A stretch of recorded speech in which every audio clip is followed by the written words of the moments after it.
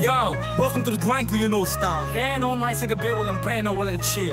Gear up, lock in, kasi pag pumasok si Nols, automatic kill! Yo mga Mau, ako nga pala si Kuya Nols at balik na naman tayo dito para sa isa na namang malupit na topic tungkol sa Legend of Ymir. Kung last time pinag-usapan natin yung pre-registration, ngayon naman mas hardcore at mas exciting ang Valhalla Trial Event. Mga Mau, hindi lang ito simpleng event kasi dito ka pwedeng mag-umpisa ng journey mo bilang OG player at dito mo rin makukuha yung mga rewards na hindi na mauulit kapag na-miss mo. Unang-una, ano nga ba ito? Ang Valhalla Trials event ay parang early challenge mode bago lumabas ang full game. Dito masusubukan mo agad yung mechanics at higit sa lahat, makakuha ka ng exclusive rewards para sa official launch. Isipin mo na lang mga Mau, habang yung iba naghihintay lang, ikaw may lamang ka na agad pagdating ng game. Para kang nauna sa laban, habang sila, starting level pa lang. Ngayon, ito yung kakaiba at dahilan kung bakit special ang Valhalla Trials.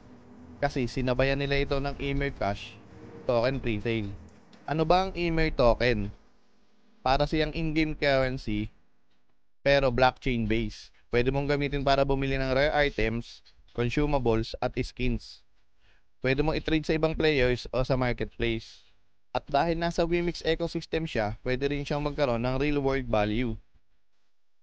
Ibig sabihin mga Mau, habang naglalaro ka for fun, pwede ka rin kumita.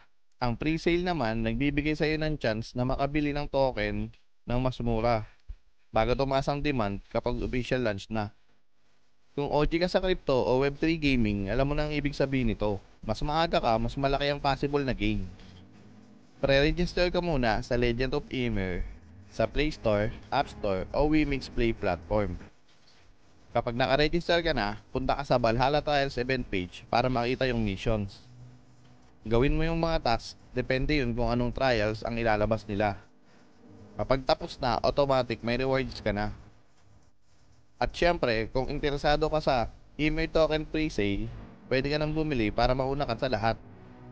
Take note mga Mau, available ito sa PC at mobile, kaya hindi hadlang kung saan ka man komportable maglaro.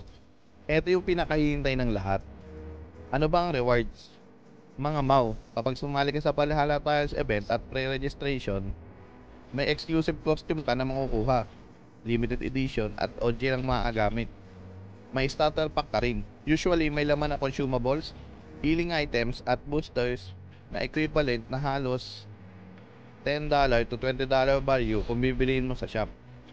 Posible ka ring makakuha ng rare weapon skin na hindi lalabas ulit sa future events. At kung sasabay ka pa sa Valhalla Trials leaderboard, mas malaki ang stakes. Ymir tokens as rewards, pwede mong ipunin o ibenta. Treasure chest na may laman na random rare loot. At para sa top ranking players, minsan may real world rewards pa tulad ng BTC o premium Wemix perks. So mga Mau, isipin mo, simpleng pre-register at pagsali sa trials, makakuha ka na ng value na hindi mo basta-basta mabibili kapag late ka na pumasok. Kaya sulit ba? Ang sagot, oo, sobra. OG status, exclusive rewards na di mauulit, Ymir tokens na may potential real world value. Sino ba namang ayaw ng ganitong advantage? Kaya mga Mau, huwag na kayong magpahuli. Sumali na sa Valhalla Trials event ng Legend of Ymir at i-grab nyo na yung Ymir token pre-sale habang available pa. Ako si Kuya Nols at lagi kong paalala, masarap magkikuna kaysa maunahan. Kung ready ka na, comment mo dyan Valhalla mode on para makita natin sino-sino ang tatapak agad sa mundo ng Ymir.